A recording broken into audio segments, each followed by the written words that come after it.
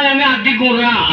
ও দরজা খোলো। আমি আমি আমি আমি কে বলছো বলো তো? সেই দিকে শোনো ভাই, এখন তুমি বাড়ি যাও। সেই সন্ধ্যাবেলায় তোমার দাদা থাকবে না, আমি ঘরে একা থাকবো। সেই সময় আসলে এখন বাড়ি যাও।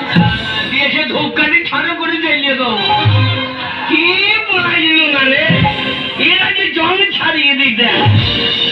দরজা খোল। আমি আমি দরজার সামনে বম করতে দেখি, আর আমি ভাবছি কে? ওই দেখো গো, এতক্ষণে মনে পড়েছে গো, মনে হয় আমার বাবাই এসে। আমার কি মজা গো, আমার বাবা এসে, বাবা এসে, বাবা এসে। বাবা তো না, নদীর গাবাই। বাবা খাকি বাবাই আছে। আমার বাবা তো আমাকে বাবা খাকি বলবে না। দরজা খোল। দরজাটা খুলে দেখি, যদি এই পাড়ার কোনো ছেলে হয়। নিজেরা শাড়ি করতে পারে না, কে শাড়ি পরে দিলে জানিস? আর যদি সেই কালগুলো সামনে হয়, কে বলে? ও লাউটা তো মুখে কে যে বলে শাড়িটা পরে দিয়েছে?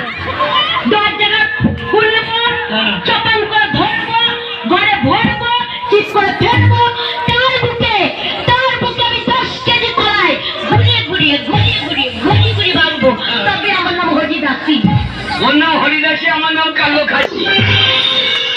দরজা খোল। দরজাটা খুলে দেখি কে এসেছে। শোনো লক্ষ্মীটি, শোনো লক্ষ্মীটি, রাগ করো না, কাল থেকে যে আর এমন দেরি হবে না। শোনো লক্ষ্মীটি, রাগ করো না, কাল থেকে যে আর এমন দেরি হবে না। কথা দিলে 9টায় আসবো যেন 6টায়, কথা দিলে 9টায় আসবো যেন 6টায়। তোমায় ছুঁয়ে চলছি, কথা কেনা হবে না। শোনো লক্ষ্মীটি, রাগ করো না।